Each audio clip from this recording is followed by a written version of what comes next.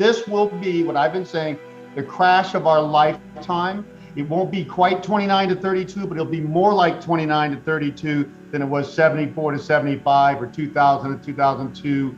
And it'll be like, I call it 2008 downturn and recession times 1.5. That's my rule. This is going to be 50% worse. Stock's going to go down 86% instead of 57, and on and on and on. We're going to get 15% unemployment instead of 10 or 11. So that's what look at. Whatever you thought 2008 and 9 was for your business or investments, this should be about 50% worse, which means get out of the way, especially in investments.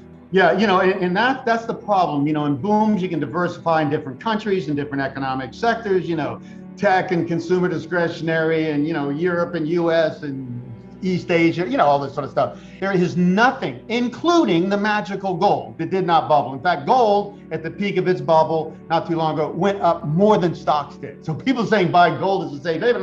That's one of the biggest bubbles, okay? So everything, financial assets have to reset. And then I'll give you the most important number in the world, $577 trillion going on, probably closer to 600 by now. That's all the financial assets in the world. And that normally is 2, at most 3 times GDP. It's like 6.5 times global GDP at 94 trillion. So this is a global bubble in everything. So bonds with any risk have to come down. Stocks anywhere in the world have to come down. Hey, they may down 50% in Australia with better demographics, and 86% here, and 92% in the tech stocks. That's my forecast, basically.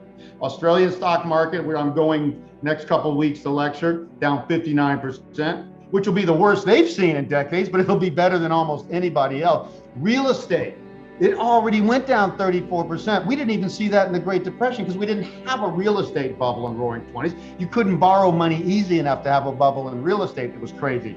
Now we do have a global everything real estate everywhere. So I'm seeing real estate going down, what did I say, 1.5? 50% instead of 34%. Now that is painful. It's one thing stocks go down, stocks can bounce back pretty quickly, and most people don't have most of their net worth in stock. Most people do have the majority or a big part of their net worth in their home, vacation homes, and a lot of people have been speculating in real estate. This real estate crash, if it's 50%, and that's just going back to the 2012 lows. It's not going that far in history. We're not going back to 82 or 90 recession or anything, just down to the recent lows. We came out of 2008-9, but real estate took much longer to turn around. We didn't come out of real estate till 2012. We're going to just go back to those lows. That's 50%. That's how big a real estate bubble. Real estate doubled since then. So that's going to be the most painful thing for most people. Their house goes down, and this time it doesn't go roaring back up to new highs. Well, Dan, I've been warning about this for a long time. The baby boom peaked in their entire spending cycle back in 2007. And so we had the great crash and recession of 2008 into 2009, and the central banks just went haywire. I mean, they just started printing tons of money. They didn't let that recession do its work, okay, and work out the excesses and the zombie companies and the bad debts.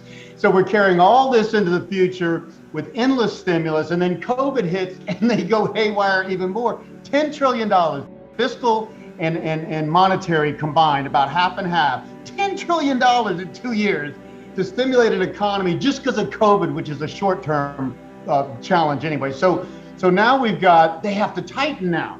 And what people don't realize, they've been keeping this economy going now for 13 years purely on stimulus. Because the baby boomers are done, and the millennials, which I project very clearly in the future, a boom from like maybe late 2024 into 37, okay?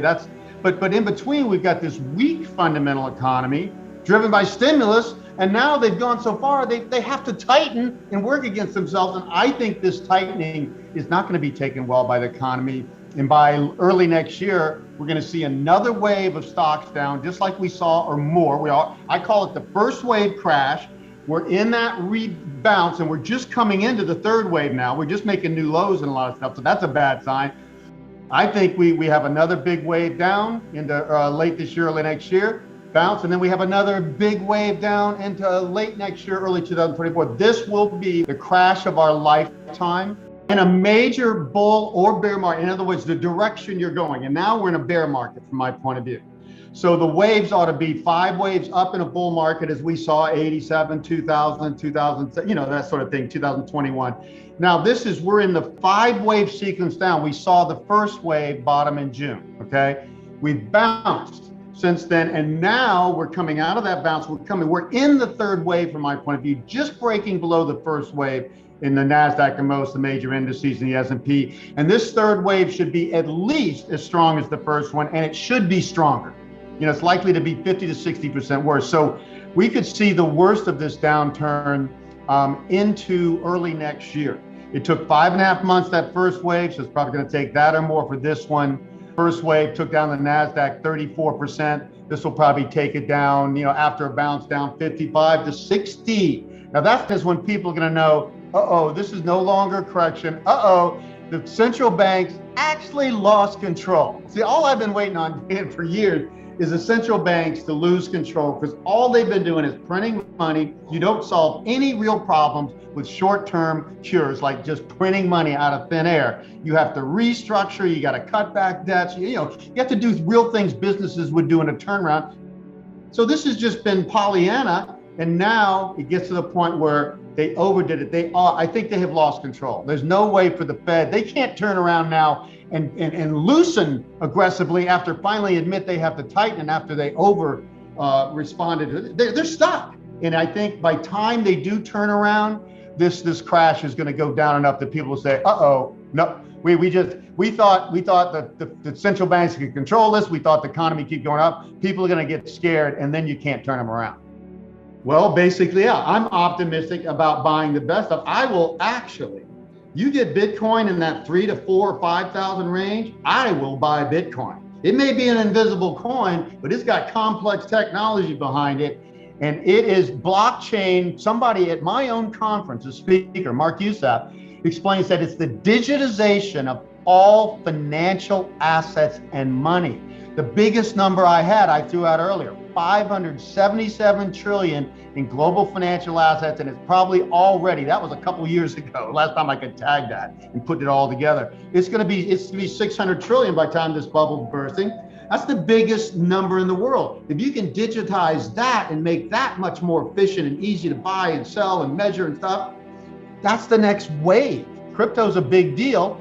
It's just in its infancy, and it's hard to understand how an invisible coin could be worth $69,000. But my projections, and I'm just doing it with the .coms, a similar wave that peaked in the last tech bubble, crashes 95, 90%, and Bitcoin ends up between $500,000 and $1 million a coin. And at that level, it would be worth well more than all the gold in the world. It would end up being the global standard for a new global digital system of money, where that is the standard. Gold can't be the standard for a digital world growing at 5, 6%. Gold supply is only growing at 1%, and it won't even grow at that forever.